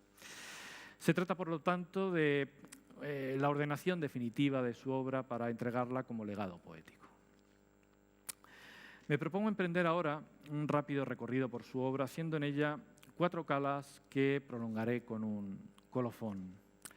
La primera corresponde a un momento que podríamos llamar de epifanía. Nos situamos en un primer instante el 15 de junio de 1936, cuando asiste a la lectura, nunca mejor dicho, ¿verdad, Jorge?, de la conferencia de Juan Ramón Jiménez en la residencia de estudiantes titulada Política Poética. Hasta ese momento había publicado artículos y poemas en periódicos y revistas y editado junto a José Luis Gallego, José Méndez Herrera, padre del autor de ese título, de ese conjunto de relatos tan intenso que es Los girasoles ciegos, y Adelino Gómez La Torre, un autor hoy desconocido, una efímera revista, la titulada Pregón Literario, que le permitió asomarse al centro de la vida literaria madrileña y participar, por invitación de Alma Angélico, en un recital poético en el Lyceum Club. Bueno, la utopía juanramoniana, su visión de la poesía, de la belleza, del trabajo gustoso como fundamentos de la paz y de la felicidad humana, que era de lo que trataba esa conferencia de título curioso, Política Poética, iluminó a nuestro joven poeta. A partir de entonces, durante los atroces años de la guerra, el presidio y el campo de trabajo, un ejemplar de la segunda antología poética de Juan Ramón Jiménez, el que se ha mostrado en la exposición, lo acompañaría siempre. Vuelvo a Reflexiones sobre mi poesía para citar: pocas cosas me han proporcionado tanta fuerza moral. de toda gran obra poética podemos salir mejores y más libres. Desgraciadamente, la realidad se impuso un mes después, con su gesto más terrible, y Leopoldo Urrutia se vería arrastrado por los sucesos de aquel verano, con el fervor propio de una juventud que creía tener en sus manos el destino del mundo. Cuando después de la derrota y del cautiverio quiso retomar su vida literaria, tuvo que recurrir, como muchas otras personas, a la máscara para ocultar su identidad y además procurarse un salvoconducto, por humillante que fuese. Rafael Manzano, compañero en sus primeros pasos por la vida literaria antes del golpe de Estado y secretario del Tribunal de Clasificación de Prisioneros de Guerra en Figueras al término del conflicto, le proporcionó la ocasión y el medio. Leopoldo de Luis publicó con este seudónimo por primera vez 2 décimas a la muerte en el periódico onubense de la Falange, Odiel. Fue en diciembre de 1941, unos meses después de su incorporación al Tercio de Larache, para cumplir el obligatorio servicio militar. Los poemas se ofrecieron precedidos del 10º de los espíritus del credo legionario. Para quienes no lo conozcan, y quiero suponer que aquí nadie lo conoce, tengo que decir que este credo lo componen las 12 máximas o espíritus que debían animar al cuerpo, a este cuerpo militar, según su fundador, Millán Astray. El 10º de los espíritus es el espíritu de la muerte, que reza como sigue. El morir en el combate es el mayor honor. No se muere más que una vez. La muerte llega sin dolor y el morir no es tan horrible como parece. Lo más horrible es vivir siendo un cobarde. Nada más alejado del espíritu de nuestro autor ni del sentido de aquellas 2 décimas. Unos meses después, en septiembre del 42, en este mismo periódico, Leopoldo de Luis publicó uno de esos poemas que nunca ha faltado ni puede faltar en las antologías de su obra y que da título precisamente a una de ellas, que va complementada con estudios críticos sobre toda su producción literaria, editada precisamente por Jorge Urrutia y que es Será sencillamente. El poema se publicó luego, primero, en una enciclopédica historia hoy desconocida para la mayoría, que lleva por título Historia y Antología de la Poesía Española y que abarca desde los orígenes hasta el momento de su publicación. Él quería haber hecho Say de Robles hasta 1936, pero animado por Juan Guerrero Ruiz, la amplió hasta aquel momento. Luego apareció en uno de los libros de Leopoldo de Luis, en Huésped de un tiempo sombrío, como el tercero de los poemas, pero en su obra poética lo verán como el último poema de Alba del Hijo. Es un poema que ha ido cambiando de posición, que ha cambiado de posición en su obra. Bueno, si dejamos al margen sus balbuceos poéticos y la poesía combatiente de la guerra, podríamos decir que es un poema inicial que curiosamente ha sido interpretado por la crítica en clave metapoética e incluso como un poema programático. No seré yo quien lo critique, estoy entre quienes creen, porque hay evidencia científica para ello, que los textos carecen en sí mismos de significación. Y bueno, dejemos hablar a Leopoldo de Luis, ahora tomando palabras suyas que escribió en el prólogo para la edición que preparó de la segunda antología poética de Juan Ramón Jiménez. Un poema, dice, no es nunca un cristal inmóvil, sino un río cambiante. Y es posible que el poema fuese adquiriendo nuevas significaciones a lo largo del tiempo para su propio autor. El hecho indiscutible es que el poema se publicó en ese periódico junto a 2 sonetos amorosos, alusivos sin duda a su relación con María Gómez, a quien había conocido a su llegada al Batallón Disciplinario de Trabajadores de Jimena de la Frontera. Será sencillamente es un poema que nos habla de la nueva vida que llega con el amor y que nos evoca la utopía juanramoniana de un mundo basado en la sencillez, la naturalidad, la belleza, el trabajo gustoso. Puede incluso que no sea casual el empleo del verso alejandrino. El poema dice lo siguiente: ¿Cómo decirte cómo? Será como las flores que nievan de blancura un corazón de ramas, como el sol de la tarde que madura colores y matiza la sierra de doradas escamas. Será con esa dulce sencillez de las cosas que anima la espontánea sucesión de los días. Será cual los rosales iluminan de rosas y las tardes se mueren en guedejas sombrías. Será con ese arte de la vida diaria, con esa poesía que hay en lo cotidiano, esa oscura armonía del alma solitaria, esa sorda belleza del primor artesano. Será sencillamente, sin palabras vacías ni artificios inútiles, como mana la fuente. Señor, es tan hermoso amar sencillamente, como vuelan los pájaros, como pasan los días.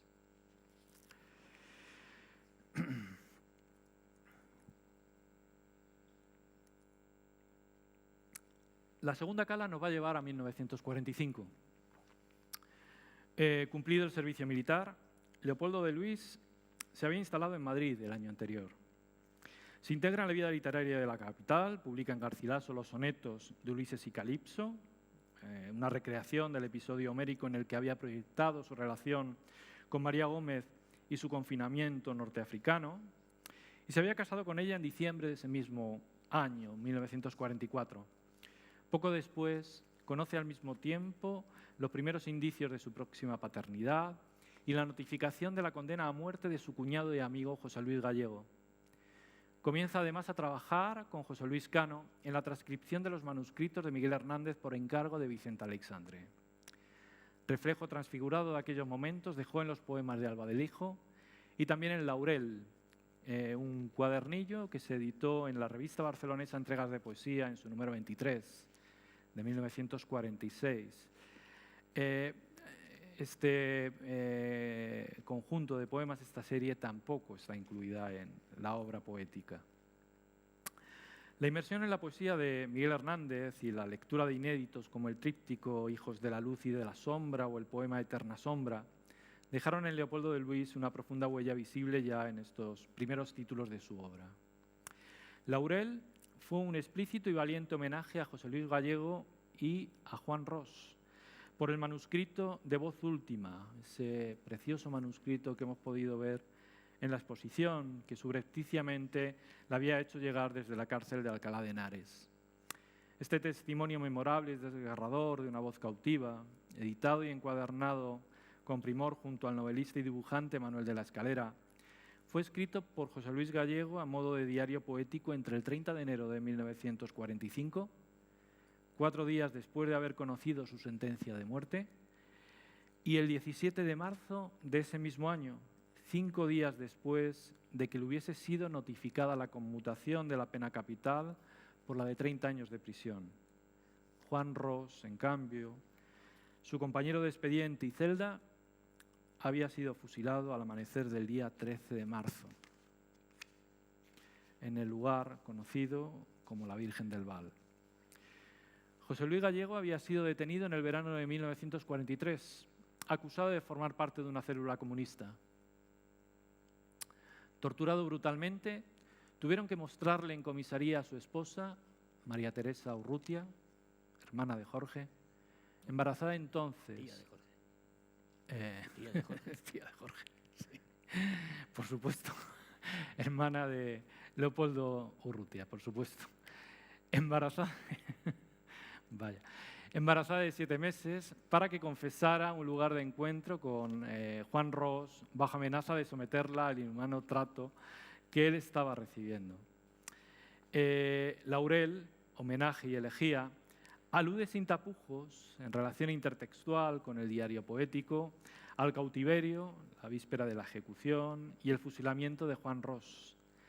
Dividido en 3 partes, la primera, formada por 7 sonetos, es la parte dedicada a homenajear a su cuñado. Uno de los sonetos concluye con este terceto: a ti, como a un heleno héroe que ría, por este temple de valor y hombría, la roja rama del laurel brindarte. La segunda está constituida por 3 décimas que evocan otros tantos momentos de la víspera del fusilamiento. La tercera es la elegía dedicada a Juan Ros, cuya parte final, en tercetos encadenados, nos trae a la memoria un poema de Antonio Machado. No lo voy a nombrar porque creo que todos lo van a evocar en su mente. La parte final dice lo siguiente: Juan, por el dulce campo los potros, alegres de la nueva primavera, piafan y corren. ¿Los veréis vosotros? ¿Contempláis, Juan, aún este destierro? Si puedes verlo, Juan, verás que el prado se ha vuelto verde y al vecino cerro lo corona un almendro plateado y la cigüeña en cruz sobre los cielos retorna de las torres al tejado. Si esto es primavera, Juan, si hielos del invernal acoso no han podido abrasar las raíces de estos suelos, y hoy otra vez el campo ha sonreído y la tierra nos da su nuevo fruto, como el retorno de un amor perdido, en holocausto y trágico tributo, tu muerte es también, Juan, la primavera que ha de brotar un día de este luto. Tu cuerpo, Juan, tu cuerpo hecho bandera, en el viento de fría madrugada, semilla es ya bajo la tierra entera, cosecha un día, acaso, bien granada. No puede haber mayor explicitud. Tiempo después escribió Max Aub en Poetas Españoles Contemporáneos lo siguiente: Leopoldo de Luis es un seudónimo, necesita escribir de tal manera que le adivinen el pensamiento. Todos tienen que firmar y escribir seudónimamente. Se debe saber al respecto que, primero, en el índice de entregas de poesía, en el índice que figura al final de la colección, Leopoldo de Luis figuró con su nombre completo. En segundo lugar, que en esa antología que he nombrado de Sainz de Robles, aparece también con su nombre completo y ahí además aparece como autor del libro titulado Romances. Vamos a la tercera cala. Nos situamos en 1952. Leopoldo de Luis ha publicado hasta ese momento 4 libros en colecciones diversas y ha dejado muestra de su poesía en casi todas las revistas surgidas en territorio nacional y además habría que añadir también en el protectorado marroquí, algo muy importante por la publicación reciente de una antología de poesía en árabe, en Marruecos, ¿verdad? Mantiene relación fluida con todos los grupos literarios, entre ellos el organizado en torno a los hermanos Millares y la revista Planas de Poesía, donde ha publicado Los Horizontes. Se puede decir que con este título ha completado un primer ciclo de su obra poética en el que se pueden apreciar, junto a constantes temáticas y estilísticas, una evolución gradual desde la expresión de vivencias propias de su mundo interior a la proyección social de los problemas existenciales mediante la utilización de una voz que ahora se vuelve colectiva. Desde 1948 mantiene correspondencia con Juan José Domenchina y otros escritores del exilio. Escribe entre 1951 y 1952 el tríptico que enviará al premio Pedro Salinas, que ha convocado el Ateneo Español de México en homenaje al poeta fallecido. Estos poemas no verían la luz en España hasta 1955 en la colección Ágora, bajo el título El extraño, pero al resultar ganador del concurso, el tríptico se publica en Las Españas, la revista central del exilio mexicano, el exilio español en México, mejor dicho, en abril de 1953, con ilustraciones de Elvira Gascón. Algo estaba comenzando a cambiar en la percepción del exilio sobre la poesía española de los jóvenes del interior, y este cambio coincide con el momento en que Dámaso Alonso formula su conocida dicotomía entre poesía arraigada y desarraigada, en cuyos términos antitéticos agrupaba las diversas corrientes que observaba en la poesía española de los años 40. Bien mirado, sin embargo, si había entonces una poesía desarraigada en la literatura española, esta era sin duda la del exilio, al menos la de aquellos autores jóvenes que habían terminado su formación ya fuera de España y que habían comenzado a escribir ya fuera también de nuestro país. Pronto, aquellos que se consideraban herederos del esplendor cultural de la España republicana comenzaron a admitir que los jóvenes poetas españoles del interior estaban atreviéndose a decir lo que ellos, en condiciones favorables, eran incapaces de expresar. El patrimonio, el tercero de los poemas del tríptico y el broche del libro El extraño, es una firme declaración de afirmación, de arraigo, en una realidad hostil y dolorosa en la que se halla, sin embargo, todo lo que constituye nuestra vida, nuestra existencia. Dice lo siguiente, es un extracto porque es un poema muy extenso. Sordamente lo digo, sordamente, aferrado con rabia a estas raíces, mía esta tierra, mía esta simiente, mío este llanto y estas cicatrices, mía esta estepa en llamas y estos fríos desiertos, míos los arrecifes de esta espesura verde, mía esta roca viva y este escombro de muertos, donde se gana el pan, donde se pierde, mía la soledad de esta llanura, mío el rencor de esta cizaña, mía la de usted del berrueco que en la altura las pupilas del cielo desafía. Esta tierra violenta, este destierro es mío, lo defiendo con uñas y con dientes, con rojo llanto y negro escalofrío, lo ganaron mis gentes. Aquí está el paraíso de las rosas y el destierro del cardo y de la ortiga y el cielo del amor que aún alientan las cosas y el infierno del odio como una mala espiga. Este es mi Edén, la tierra que me gano, la tierra que nos come poco a poco y nos gana, la que vemos hermosa y azul bajo el verano y hermosa y triste vemos una blanca mañana. La cuarta y última cala nos sitúa ya en la España de los años 60 y en concreto en 1963. Vamos a retroceder por un momento al punto anterior, a la publicación del Extraño, que coincide en 1955 con el inicio de una fuerte contestación al régimen en el mundo universitario y la publicación de los títulos más sobresalientes de la poesía social de los años 50. Pido la paz y la palabra, de Blas de Otero, y Cantos y veros, de Gabriel Celaya. La obra de Leopoldo de Luis se halla entonces decididamente inmersa en los conflictos de su tiempo. En El Extraño, que es un título ya de por sí que nos relaciona o que nos lleva a la filosofía de la existencia, el mito del fratricidio cainita proyectaba el tratamiento del tema existencial sobre la España sombría de la posguerra.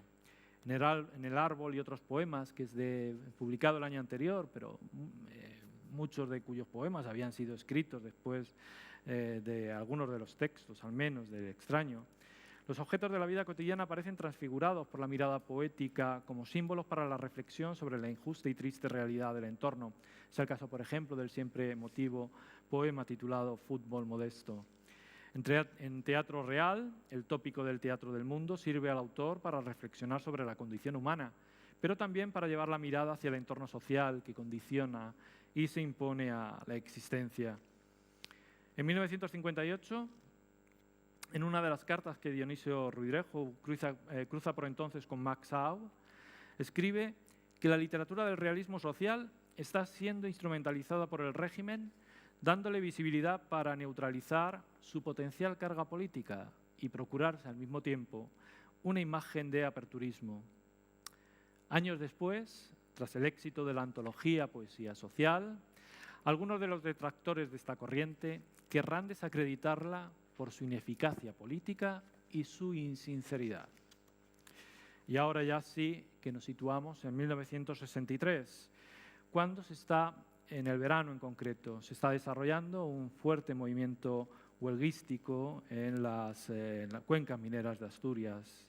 Se han reproducido las huelgas de la primavera del año anterior, que habían logrado una enorme repercusión en los medios de comunicación extranjeros y habían logrado incluso trasladarse a otras zonas industriales del país. En esta ocasión, en el verano de 1963, la dictadura no duda en ningún momento en aplicar las medidas represivas más extremas con el propósito de atajarlo. Y un grupo de intelectuales, encabezado por Vicente Aleixandre, entre los que se encuentra Leopoldo de Luis, escribe una carta a Manuel Fraga, ministro de Información y Turismo, para pedirle explicaciones y el inicio de una investigación de los sucesos. Es la primera vez que los intelectuales se implican públicamente como colectivo en el movimiento de oposición al régimen. Leopoldo de Luis está escribiendo entonces los poemas que compondrán La luz a nuestro lado, algunos de los cuales no pasarán al año siguiente el filtro de la censura. En su respuesta, el joven ministro desmiente los hechos denunciados y dados a conocer por la prensa extranjera, pero dando por probada la humillación sufrida por un grupo de mujeres a las que las fuerzas de orden público habían rapado la cabeza, considera que todo el escándalo público orquestado por la prensa extranjera y quienes se hacen eco de ella no es más que una tomadura de pelo. El poema que voy a leer lleva por título La humillación. Hay en algún lugar unas mujeres humilladas. La noche, el sol de sus cabellos, son breves bosques cercenados que alzan sus tallos de ignominia trémulos. Como si en esas frondas femeninas otra virginidad tuviera centro, han sido esas mujeres violadas, forzadas por un sexo cortante y rencoroso, de injusticia y acero. Hay una honestidad escarnecida de otro pecado, no del sexto, de otra lujuria, no la de la carne, la del odio y el miedo, la del que estupra el alma y de la dignidad hace desprecio. Estas pobres mujeres ultrajadas cruzan por galerías de silencio, con qué desgarraduras, con qué pájaro amargo en el pecho, qué retratos de niñas imposibles, amarillos y rotos como espejos en sus ojos, qué ráfagas, felices por la fronda perdida de su pelo. Pasan en la distancia estas mujeres y de repente vemos el rostro de la madre, el perfil de la amada, y la mirada se nos torna hielo y sentimos un frío que corre hasta los huesos, algo que nos humilla y avergüenza por tanto innecesario sufrimiento. En 1986, en una conferencia sobre la poesía de Agustín Millares, escribe Leopoldo de Luis: estoy persuadido del lento pero cierto influjo de aquella poesía, tan denostada por algunos, en las transformaciones experimentadas por la manera de sentir que hoy se percibe. Creo que no andaba equivocado. Después de estas 4 calas, habrá quienes piensen ahora que he terminado cayendo en la imagen reductora del poeta social, y nada más lejos de mi intención. Quiero por eso concluir este recorrido con un poema de un libro precioso, del que ya nos ha leído un poema Jorge Urrutia, Con los 5 sentidos, de 1970. Un libro que tiene una estructura muy bien definida, como es común en la mayoría de los libros de nuestro autor, e ilustrado con unas impresionantes fotografías de Joaquín Alcón, fotografías artísticas de este artista aragonés. Expresa en este poema una intuición que coincide con la teoría constructivista del conocimiento que se está formando en aquel momento. Una intuición que Leopoldo de Luis desarrollaría luego también en otros poemas, de igual que Guantes Grises, el Premio Nacional de Poesía de 1979, como Soy un cuerpo o El paisaje eres tú, y también en otros poemas posteriores de su obra poética. Esta intuición es la de la materialidad del ser humano, su naturaleza biológica, dominada por un organismo ciego, cerrado a nuestro entorno. Por decirlo, parafraseando versos de Leopoldo de Luis, esa rosa gris de la que funde todo el milagro, que construye su visión de la realidad solo mediante la interacción con el otro. El poema lleva por título Toco a tientas. Toco a tientas tu cuerpo y reconozco sus hermosas fronteras que me aguardan. Lo que haya más allá lo desconozco. Dejo que aquí mis manos ahora ardan. Solo somos un límite que toca, que se descubre en puro tacto ardiente. Un tentáculo vivo es cada boca y una llama en contacto cada diente. Somos la realidad corpórea y viva que en ciega colisión se reconoce, candente rastro en forma fugitiva que va buscando un amoroso roce. Solo en el torpe cerco del oscuro, este tangente apasionado empeño Desde su convicción se alza seguro. Lo demás flota en humo, en niebla, en sueño. Bueno, creo que les corresponde ahora a ustedes emprender su propio recorrido por esta obra poética, que quiso ser ante todo, como decía antes, compañera de vida, un testimonio lúcido de una existencia que estuvo siempre alentada por el amor y la esperanza, y envuelta siempre en la necesidad de la comunicación con los otros. Gracias por escucharme.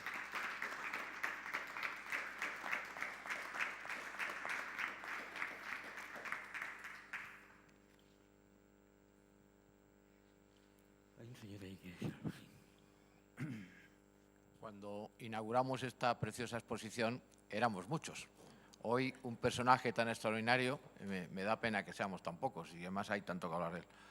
Es curioso que haya hecho esto del Larache porque hay dos intelectuales españoles, uno el académico de la lengua, San de Sagaseta y los dos, nacido en Larache, que es experto en filología germánica, y otro, Luis Cazorla, que es abogado del Estado, letrado de las Cortes, catedrático de Derecho Financiero y Tributario, miembro de la Academia de Jurisprudencia y Legislación, en fin, y ha escrito varios libros de Larache muy bonitos.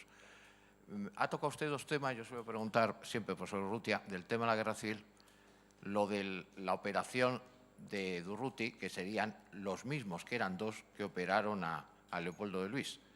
Uno era el famoso Gómez Ulla, que da nombre al hospital. Lo que pasa es que luego se escapó, quiso escaparse, lo detuvieron y no se murió de hambre, porque los republicanos lo metieron en una celda porque le ayudaron una diplomática cubana y una enfermera voluntaria canadiense.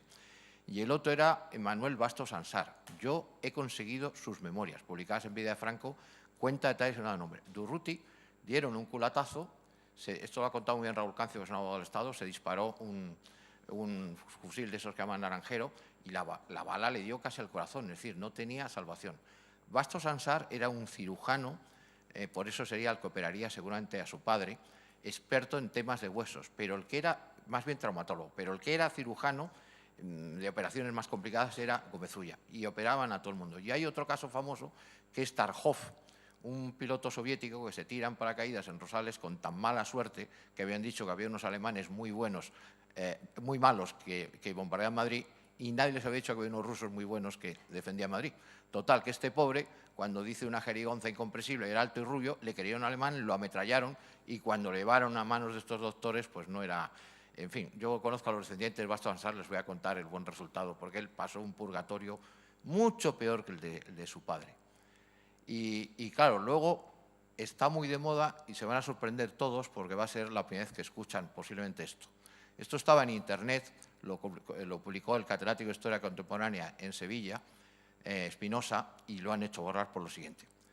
No hay nadie que deba más a los franquistas que Pablo Iglesias, porque su abuelo, el teniente auditor Manuel Iglesias Ramírez, es condenado a muerte. Había impuesto varias penas de muerte, 7 cumplidas, y vi algún asesinato que le inculpaban. Entonces, ¿quiénes declaran a su favor? Este buena persona, lo mismo que su padre, Martín Gamero, que fue el ministro más joven de Franco. El otro fue Ezequiel Puig Mostramado, un señor tan ultrafalangista que, pegándose en una conversación del Teatro de la Comedia, quedaron heridos varios falangistas, que dicen que cuando había 4 falangistas había 4 partidos políticos y 3 publicaciones. Y el tercero que testifica en favor de Manuel Iglesias Ramírez, que es el decisivo, es mi catedrático de Historia de Derecho, Juan Manzano, que dijo que el señor Manuel Iglesias Ramírez no era de la FAI, que hubiera sido pena de muerte cumplida, ejecutada sin duda, sino que era de la FUE, Federación Universitaria Escolar. O sea, me gustaría hablar con usted más tiempo, porque claro, posiblemente uno de estos dos genios que han inspirado la serie de mucho éxito la que se ha hecho en tiempos de guerra, de los médicos militares de Marruecos, Gómez Ulla, y sobre todo el que seguramente operaría a su padre, que era el médico republicano Bastos Ansar. Y luego el testimonio de Martín Gamero, que es el mismo que salvó la vida a Iglesias. O sea que se han tocado 2 temas que son 2 minas de oro para los que escribimos. Sí. Bueno, el caso no era un aval de Martín Gamero, sino de un teniente Gamero, que es lo que tiene gracia. Yo sé que el que lo operó era un médico que estaba detenido, por lo tanto era un médico, vamos a decir, franquista. Que era un médico, pero no sé, en cualquier caso, bueno, ahí está y no vamos a entrar. Sí quería decir una cosa que no quiero que se me olvide. para el que pueda estar interesado, en poco tiempo, es decir, está en pruebas ya, sale una antología de Leopoldo de Luis en cátedra, preparada por el profesor Sergio Arlandis, de la Universidad de Valencia. Que no hemos dicho, pues, sepan que está en cátedra. Me he acordado cuando ha dicho yo creo que tal. Bueno, pues eso es. ¿Más preguntas? Pregunten, que si no digo yo hago otra cosa. Yo no... El anuncio que acaba de hacer Jorge Urrutia de la próxima publicación de la antología, me acabo de acordar de que tenía que hacer un anuncio. Y es que el día 15 de octubre, en el magnífico teatro de la Escuela Superior de Canto, que está en la calle San Bernardo, esquina con la calle Pez, se va a celebrar un concierto de canción española con composiciones de los autores de los que hemos estado hablando aquí, principalmente Leopoldo de Luis, Miguel Hernández, Gabriel Baldrich, Carmen Conde. Bueno, el acto en un primer momento se concibió en relación con la exposición que ha habido aquí y, bueno, pues ya he dicho que por limitaciones del espacio era imposible, pero bueno, luego la Escuela de Canto lo ha organizado y también ha querido introducir su propia conmemoración, en el caso de esta compositora Matilde Salvador, de la que se cumple también el centenario este año y que tiene un ciclo precioso con canciones de Carmen Conde. Tenemos aquí al repertorista que se ha hecho cargo de la preparación del concierto, Aurelio Uribay, que es un experto en la música española de la Edad de Plata y sobre todo de canción de concierto española. Así que quedan todos invitados a ese concierto.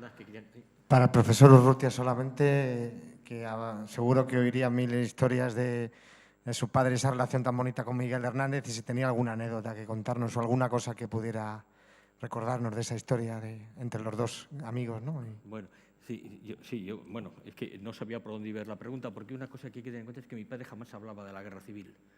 Él decía que no había por qué hablar de la guerra civil porque no había ningún mérito en haberla hecho y que lo que hubieran preferido es no haberla hecho y que no había mérito y que le parecía inconcebible la gente que presumía que había estado en la guerra. Estas cosas no había que presumir de ello. Y hablaba muy poco. A veces contaba alguna anécdota.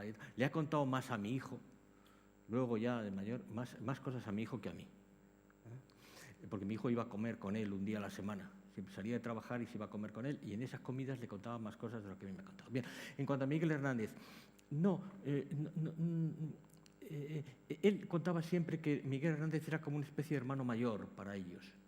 Eran 8 años más, pero era el gran poeta combatiente. Fíjense que eso es el mito de Garcilaso, el poeta soldado. Era el gran poeta combatiente. Y que era, además, que era enormemente expansivo, cordial, receptivo. Y luego me contaba las palabras que él dijo en aquel homenaje de Alicante, pero luego están publicadas.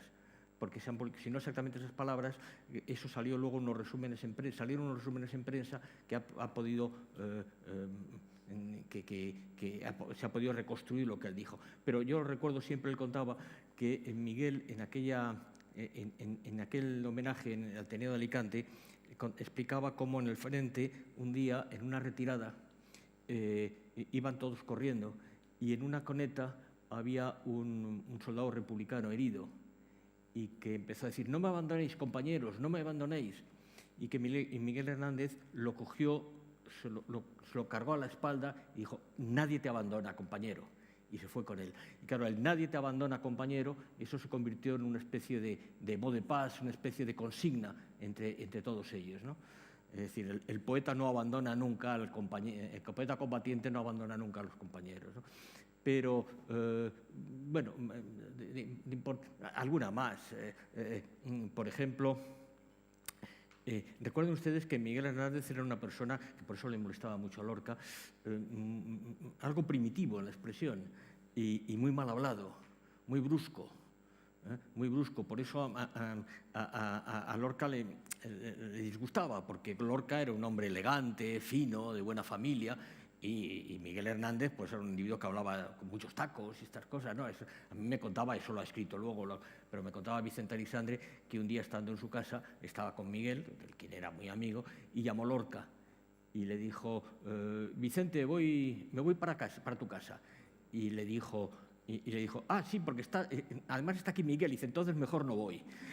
Que no le gustaba nada. Y cuenta, él contaba también una anécdota que es que en una Giralbert defendió una curva de una carretera con una ametralladora. Y que, me permiten ustedes la expresión, y que Miguel Hernández decía, Giralbert es un mariconazo pero con 2 cojones. Decía, cosas, no tiene mayor importancia. Lo que pasa es que era eso, el poeta triunfador, poco mayor que ellos y que sabía colocarse. Es verdad que luego la leyenda va entorpeciéndose, porque por ejemplo, las memorias de Nicolás Guillén, cuando habla de cómo conoció a Miguel, pues dice unas cosas que sigue hablando de Miguel como si fuera un pastor. Y claro, no, Miguel Hernández ya no era un pastor cuando estaba en la guerra. Tenía muchas lecturas detrás y muchas conversaciones con la gente. Aparte, eso nunca fue pastor, pero esto ya es otro problema. Eso forma parte del personaje que se construye Miguel, ¿no? No olviden ustedes, y es un paréntesis, no olviden ustedes que Miguel Hernández fue al colegio hasta los 14 años. ¿Cuántos niños campesinos iban al colegio en los años 20 hasta los 14 años?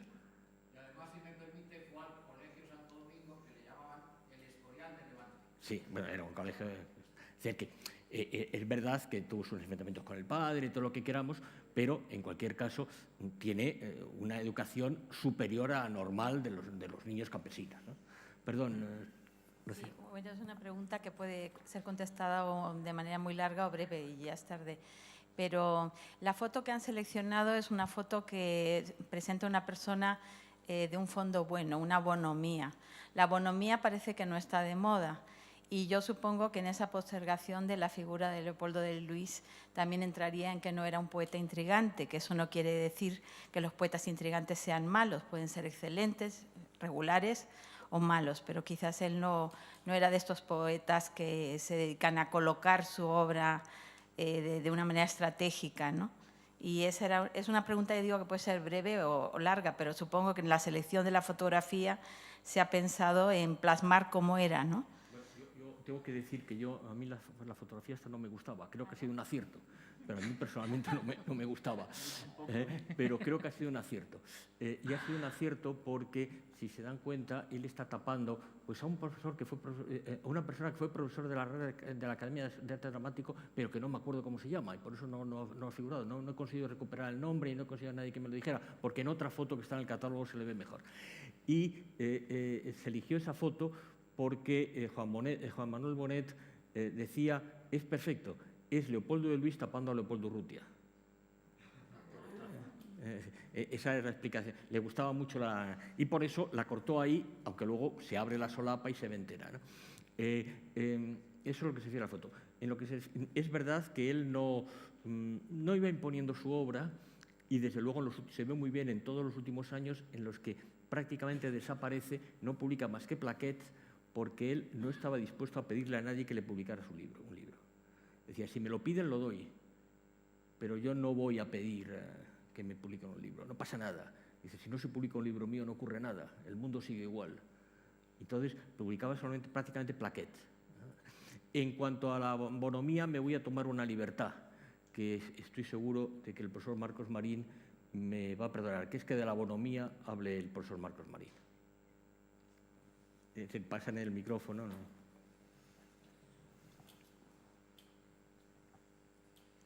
Bien, y yo quiero decir que, claro, mi relación con Leopoldo y con Jorge es una relación ya de mucho más de 50 años, ¿no? Entonces, claro, hoy se han dicho muchas cosas de Leopoldo, pero yo creo que hay una que es fundamental, que es la gran naturalidad con la que Leopoldo acogió siempre a todos. Cuando algún día se estudie, como Jorge ha escrito en alguna ocasión y hemos hablado muchas veces, el mundo cultural de la segunda mitad del siglo XX, es decir, dejándose de individualidades y hablando de lo que era el sentimiento colectivo o el pensamiento colectivo, estoy completamente seguro de que la figura que va a emerger de ese pensamiento colectivo va a ser la figura de Leopoldo. Porque aquella casa pequeña y modesta ha sido para muchos de nosotros nuestra segunda casa y yo diría que para algunos incluso la primera, ¿no? Porque Leopoldo no tenía nunca una mala palabra, pero Maruja tampoco. Recuerdo hace muchos años, y perdonen la autocita porque carece totalmente de importancia, escribí un artículo sobre Camilo José Cela y las malas palabras, inspirado precisamente en algo que me dijo Maruja, que fue que ella jamás le había oído a Cela un taco en su presencia. Esto hoy en día, en donde hablar mal es habitual, estamos casi peor que en el siglo XVII, pues quizá carezca de importancia, pero sí da una idea de un ambiente en el cual todo el mundo se sentía acogido y todo el mundo se sentía respetado. Yo quiero a Leopoldo como un segundo padre realmente. Quiero mucho a mi padre y quiero muchísimo a Leopoldo. Y estoy en este momento viviendo en Jerusalén y he venido hoy justamente porque quería estar aquí, porque ya que no había podido estar en la inauguración, quería estar por lo menos en la clausura. Quería acompañar a Jorge en este momento, quería acompañar a otros amigos queridos que están aquí y para dar ese testimonio, si tenía ocasión de hacerlo. Leopoldo era un hombre justo, era un hombre cuerdo, era un hombre sensato y era por todo ello precisamente un hombre bueno.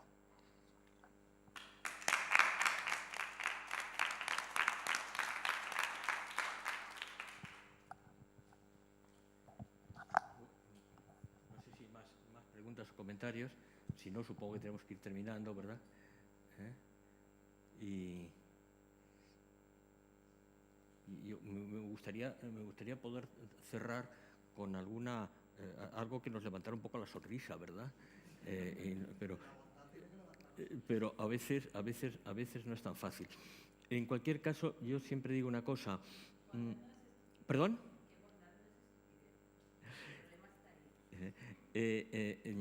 Yo siempre digo una cosa. Cuando un escritor publica su obra, la lanza al juicio del público, de la gente, y por lo tanto no tiene que molestarle que haya personas a quienes no le guste. Esto es evidente. Entonces yo me he encontrado en muchos viajes, pero tengo que decir una cosa, me he encontrado con algunas cosas muy emocionantes.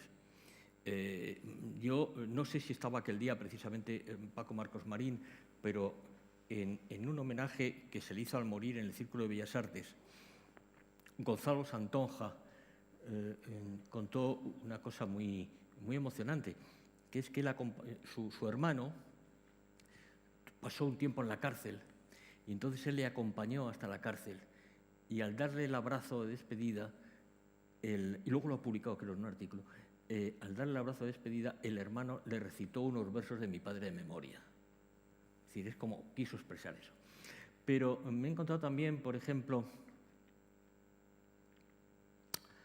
el poeta mexicano Premio Cervantes, que murió no hace mucho tiempo. Por favor. No, posterior. Que después de Octavio Paz, por favor, que se me ha ido el nombre de la cabeza. El premio... bueno, da igual. Es que se me ha ido el nombre de la cabeza. Estos son problemas de la edad. Pero ese vivía, además me acuerdo, vivía en México en la calle Reynosa, o sea, que es que ya me sé hasta dónde vivía, pero bueno, ya me saldrá el nombre. Un día, y eso corresponde a lo del olvido, que a veces lo de cómo es el tiempo a veces es una apisonadora, ¿verdad? Y él me decía, en los años 50, nosotros en México, en el café, nos recitábamos poemas de tu padre de memoria. entonces uno piensa, bueno, ¿y por qué eso dejó de ser, no? Luego me saldrá el nombre. Bien, pero se iba a decir que yo en los viajes me he encontrado a muchas personas que podían gustar o no gustar de la obra de Leopoldo. Lo que nunca me he encontrado a nadie, y eso es un orgullo, es alguna persona que hable mal de él. Y tengan ustedes en cuenta que el cambio de apellido ha ayudado, porque ahora mucha gente sabe que Jorge Urrutia es hijo de Leopoldo de Luis, pero hace unos años lo sabía mucho menos gente, y ahora sí todavía me encuentra gente que no lo sabe. Entonces, el no haber encontrado nunca una persona que dijera cualquier cosa en descrédito de Leopoldo, eso pues es un orgullo. Y eso pues es probablemente lo que más le satisface a uno. Por lo demás, hemos discutido mucho. De manera que hemos discutido mucho porque teníamos distintos criterios, y esto es importante también, pero él lo comprendía. Pero fíjense, distintos criterios sobre lo que tiene que ser la poesía. Y en esas discusiones sobre qué puede ser la poesía, él terminaba diciendo, probablemente el que estoy equivocado soy yo, ¿no? Que era el poeta. Y de hecho hacíamos diferentes lecturas de la obra de Machado, por ejemplo, sobre todo, mucho, diferentes lecturas, diferentes conceptos. Bien porque yo decía, es que esto no es tan sentimental, no es tan inmediato como tú crees, esto es un poema enormemente retórico, con toda una serie de citas clásicas escondidas, tal. Y él decía, claro, no puede, es mucho más culto y por lo tanto mucho menos directo de lo que yo pensaba, ¿no? Entonces hemos discutido mucho de eso. Yo siempre recuerdo una vez que fuimos a ver la pensión de Antonio Machado, vivía en Segovia. No sé si han ido ustedes a verla, pero si no hay que ir a verla, ¿no? Entonces, es verdad 1930, es verdad la época, pero ustedes recuerdan esa pensión, es una pensión, ahora se dice, con esa cosa que está de moda decir ahora, modesta no lo siguiente, ¿no? Esa tontería que se dice.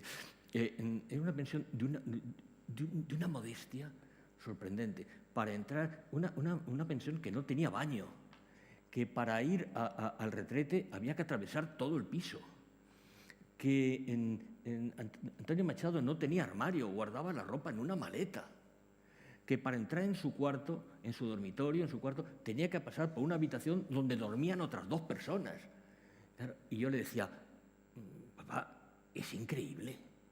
Y él me decía, bueno, es que tú sabes, los profesores de instituto en España siempre han estado mal pagados, ¿verdad? Chole siempre mal pagados. Pero yo le decía, sí, pero hay muchos catedráticos de instituto casados y con hijos y que vivían en una casa y no vivían con esta miseria, ¿no? También hay que ver que era un hombre solo, entonces tenía que buscar los hombres solos vivían en una pensión. Pero siempre decía, ¿cómo puede ser que Antonio Machado, catedrático de instituto, soltero, sin grandes gastos encima, viviera en esta miseria? Yo le decía, mira, no, está rondando la cutrez, me decía. Y me decía, no, claro, tienes razón. El hombre se le caía la imagen de Antonio Machado y luego a mí me daba muchísima pena, ¿no? Porque él tenía Antonio Machado como dice el título de su libro, ejemplo de lección, ¿no? O sea, nada, por mí, muchísimas gracias a todos ustedes por haber venido y yo espero que si han visto la exposición les guste. En estos momentos hay una pequeña exposición sobre él muy entrañable en la Biblioteca de Orihuela, en su relación con Miguel Hernández. Va a haber una reunión de escritores en Córdoba el mes que viene, donde se le va a rendir un homenaje, el 17 de noviembre, me parece. El 20 de noviembre, en el Centro Eduardo Úrculo del Ayuntamiento de Madrid, se presentan los premios Leopoldo de Luis que da el Ayuntamiento y habrá un homenaje también con un vídeo. La autora del vídeo estaba aquí, pero no sé si se ha marchado hace un momentito. Hasta ahí, Pilar Astray. Y se va a remodelar la plaza que el Ayuntamiento le dedicó, una plaza que en Madrid que se llama Poeta Leopoldo de Luis y que está, bueno, con la barbarie ciudadana está destrozada, pero se va ayer hubo una reunión en la plaza de unos arquitectos con los vecinos para reconstruir la plaza, a ver si es posible. El monumentito que había se ha llevado, ha habido que quitarlo, porque ahí hicieron un monumentito muy modesto, muy sencillo, pero muy simpático, donde están los libros, los lomos de los libros puestos de pie en una repisa y un libro con un retrato suyo y tal, y eso se lo tuvieron que llevar a la Biblioteca Vázquez Montalbán porque lo estaban destrozando, ¿no? Entonces se lo han llevado, lo han arreglado, lo llevaron a la Biblioteca Vázquez Montalbán en la plaza de Valle, como estoy yo de nombres hoy, de Rocío Dúrcal, al lado de la plaza de Rocío Dúrcal, que tenía que haberse llamado Plaza Leopoldo de Luis. Lo que pasa es que en la reunión del ayuntamiento había más concejales que le gustaba Rocío Dúrcal que Leopoldo de Luis y entonces que se le dejó una plaza al lado de la casa donde él vivía. Y por último también la Academia de Córdoba le hará un homenaje en enero y creo que la exposición de aquí posiblemente se lleve a Córdoba.